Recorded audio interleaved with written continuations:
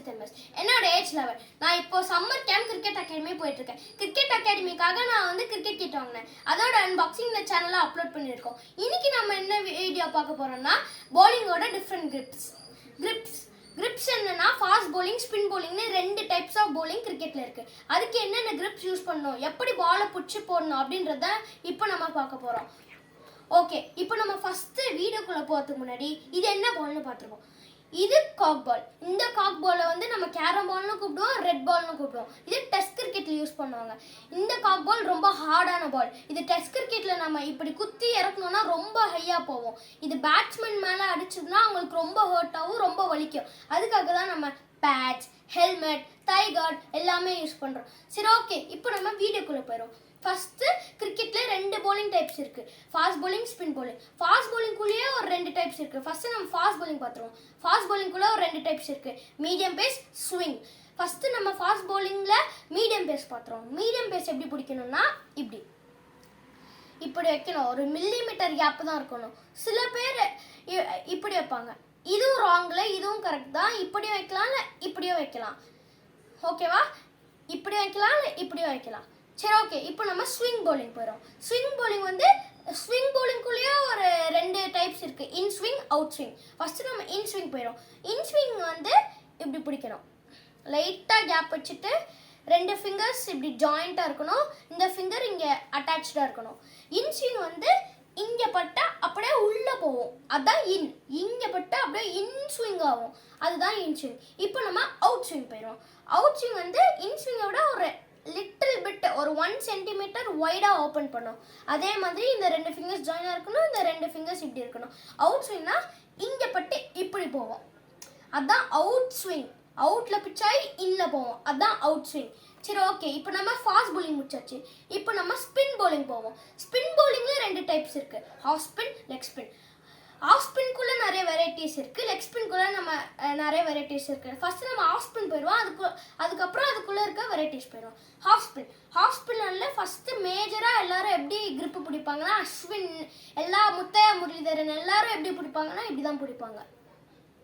எல்லாருமே மோஸ்ட்லி 99% இப்படி தான் பிடிப்பாங்க. இப்படி வச்சுட்டு இந்த ரெண்டு ஃபிங்கர்ஸ்குள்ள இப்படி பாலை பிளேஸ் பண்ணணும். இந்த ஃபிங்கர்ஸ்லாம் அப்படியே ஜாயிண்டாக இருக்கணும். சில பேர் சுனில் நரேன் அவங்க அந்த 1% வந்து இப்படி யூஸ் பண்ணுவாங்க. இந்த ரெண்டு ஃபிங்கர்ஸ் வந்து ஒரு பார்ட்டு, இந்த ரெண்டு ஃபிங்கர்ஸ் ஒரு பார்ட்டு, அதுக்குள்ள பால் வைப்பாங்க இப்படி. ஸோ ஓகே, இப்போ நம்ம ஆஃப் ஸ்பின்னோட மேஜர் பார்த்தாச்சு. அதுக்குள்ளே இருக்க வெரைட்டி பார்ப்போம். அதுக்குள்ளே இருக்க வெரைட்டி வந்து கேரம் பால். கேரம் பால் வந்து அஸ்வின் ரொம்ப நல்லா யூஸ் பண்ணுற வெரைட்டி கேரம் பால். கேரம் பாலை ஃபர்ஸ்ட் கண்டுபிடிச்சவர் கமிந்து மெண்டிஸ் அப்படின்ற ஒரு ஸ்ரீலங்கன் பிளேயர். இப்போ நம்ம கேரம் பால் கிரிப்பு பார்த்துருவோம்.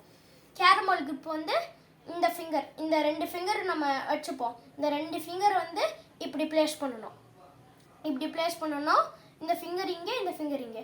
நெக்ஸ்ட்டு நம்ம இந்த மிடில் ஃபிங்கர் வந்து அப்படியே இருக்கட்டும். அண்ட் இந்த ரெண்டு ஃபிங்கர்ஸ் இப்படி இருக்கட்டும். இப்படி இருந்து நம்ம ஆஃப் ஸ்பின் வந்து இப்படி டர்ன் பண்ணுவோம், இப்படி. ஆனால் நம்ம கேரம் பால் வந்து இந்த மிடில் ஃபிங்கரை இந்த பக்கம் லெஃப்ட் ரொட்டேட் பண்ணணும் இப்படி. இந்த கேரம் பால் வந்து பேட்ஸ்மேனே ட்ரிக் பண்ணும். நம்ம பேட்ஸ்மேன் என்ன நினைப்பான்னா, ஹாஃப் ஸ்பின் போட போகிறான், இங்கே பிச்சா இங்கே டேர்ன் ஆகும் அப்படின்னு நினைப்பான். ஆனால் நம்ம திடீர்னு ஒரு கேரம் பால் போட்டால் அவன் போல்ட் ஏறுவான், இல்லை விக்கெட் குத்துருவான். இப்போ நம்ம லெக் ஸ்பின்குள்ளே போவோம். லெக் ஸ்பின்குள்ளேயும் ஒரு வெரைட்டி இருக்குது, அதை நம்ம அப்புறமா பார்க்கலாம். இப்போ ஃபஸ்ட்டு நம்ம மேஜராக லெக் ஸ்பின் பார்த்துறோம். மேஜராக லெக் ஸ்பின் இப்படி பிடிப்பாங்க. இந்த ஃபிங்கர் இங்கே, இந்த ரெண்டு ஃபிங்கர் இங்கே ஒரு 2 சென்டிமீட்டர் கேப் அப்படி இருக்கும். இது ரெண்டு ஃபிங்கர் ஜாயிண்ட்டு, இது ரெண்டு ஃபிங்கர் இங்கே அட்டாச்சாக இருக்கும். ஷேன் வார்னே எல்லாருமே, இந்த ஆடம் ஜாம்பா எல்லாருமே இந்த கிரிப்பு தான் யூஸ் பண்ணுவாங்க. இப்படி வச்சு பாலை இப்படி டர்ன் பண்ணோம்.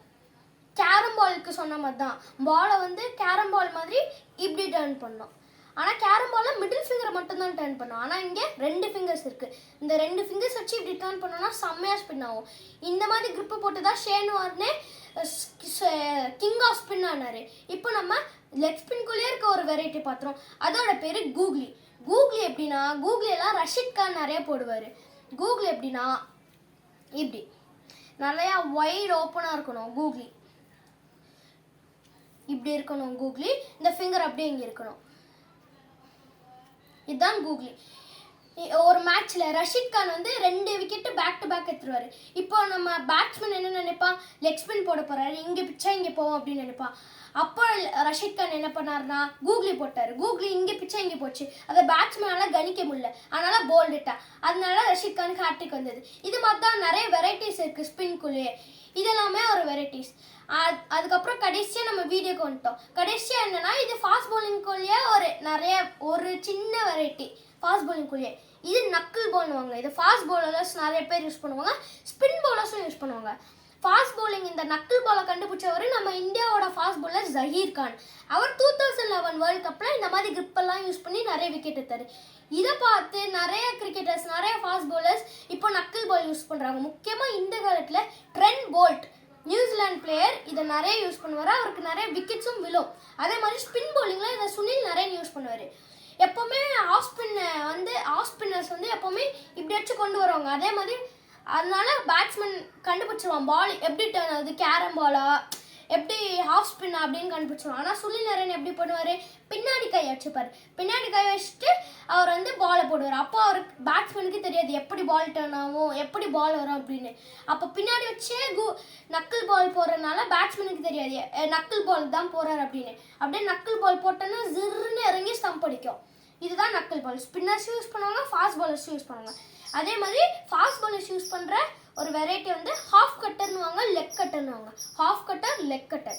ஹாஃப் கட்டர் எப்படின்னா பால் இப்படி தான் பிடிக்கணும். ஆனால் ரிலீஸ் பண்ணுவோம்ல, பாலை கையை ரொட்டேட் பண்ணி ரிலீஸ் பண்ணும்போது பாலை இப்படி டர்ன் பண்ணணும், இப்படி.